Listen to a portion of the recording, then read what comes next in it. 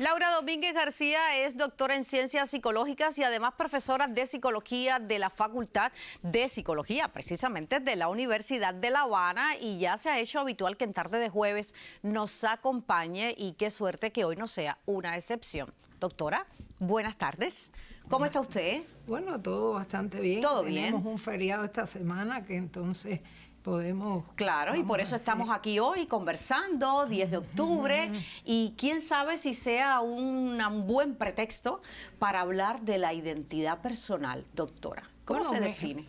Yo decía unos minutos antes que mira qué casualidad que el director de teatro que me precedió, José Antonio, pareciera que nos pusimos de acuerdo porque él precisamente el análisis que hizo de cómo él se proyecta en el teatro y cómo él es uno y otro a la vez, tiene que ver con la identidad personal. Porque ¿qué cosa es la identidad personal? Bueno, la identidad personal es el concepto que cada uno tenemos de nosotros, pero ese concepto se elabora a partir de lo que para ti es importante, de tu sistema de necesidades y motivos. Es decir, que tu identidad personal es diferente a la mía.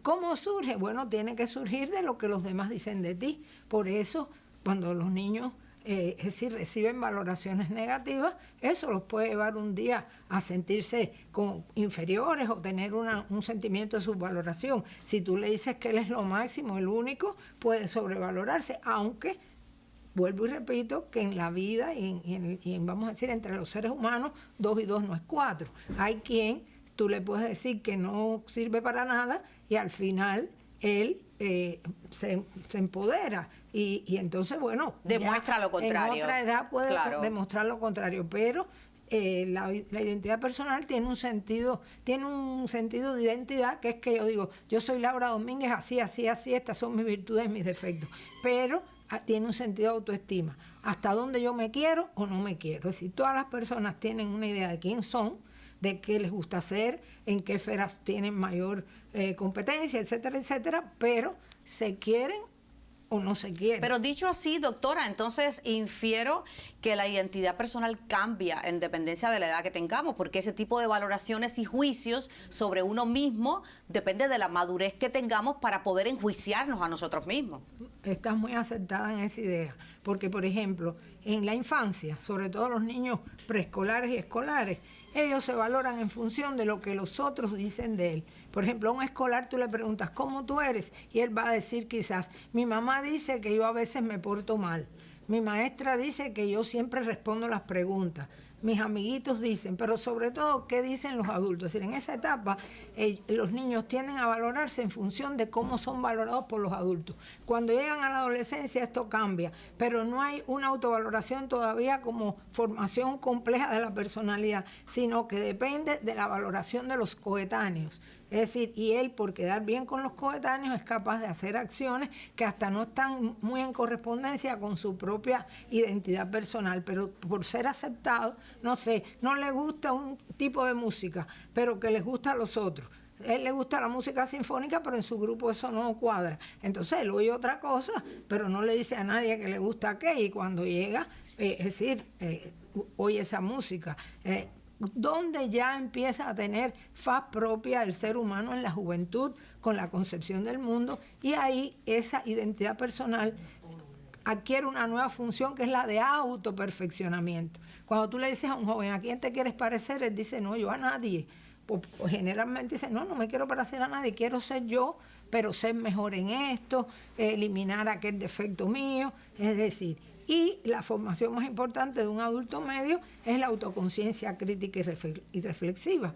Como tú bien decías, ahí es en el momento que hay total madurez para uno saber quién es, claro, y cómo se siente con esa manera de ser que tiene o esas características que tiene.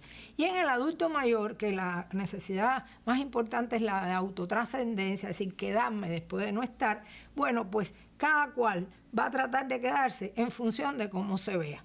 No sé, por ejemplo, en mi caso particular, yo me quiero quedar como la profesora que fui.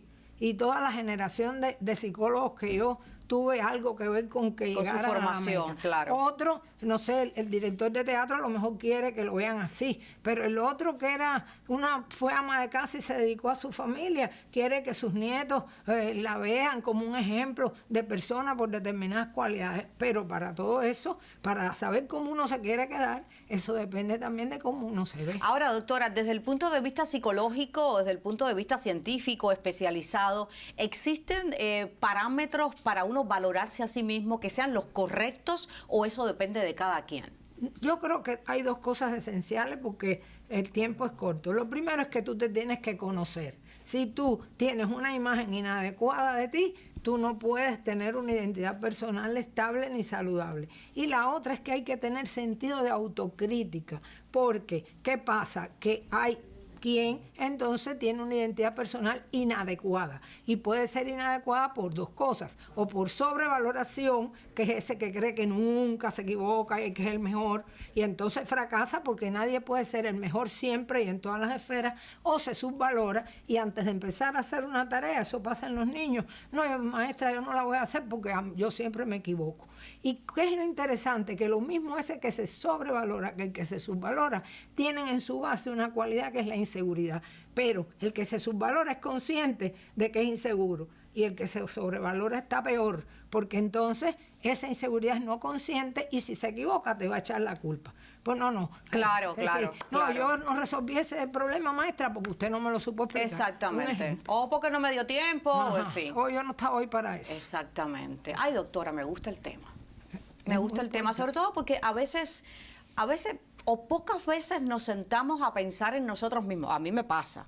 No sé si es porque la vida me lleva tan a prisa, ¿no? Por las ocupaciones, las preocupaciones, y rara vez uno se sienta a estudiarse, a hacer un recuento, como decía Polito, de lo que somos, de las frustraciones que tenemos, de cuánto nos hemos equivocado o qué pretendemos para el día de mañana. Así es que escucharla así en voz alta creo que es interesante. ¿De qué vamos a hablar la semana que viene? De la elección de las profesiones, se va a hablar de los valores. Recuerda que vimos la personalidad y dijimos que tenía formaciones psicológicas que la caracterizaban. Una es la identidad personal, otras son los valores, otra es la motivación profesional. Ya. Y no sé cuál estará ahí por el Bueno, medio. el tema que sea lo vamos a disfrutar. A mí me encanta, sobre todo porque me hace pensar en aspectos que uno a veces no se detiene, como decía ahorita. Doctora, muchísimas gracias. Bueno, gracias a que ti. el resto del día le transcurra con tranquilidad y la esperamos entonces la próxima semana. ¿Cómo ¿Le no? parece? Sí, sí. Nosotros hacemos una pausa para volver con más.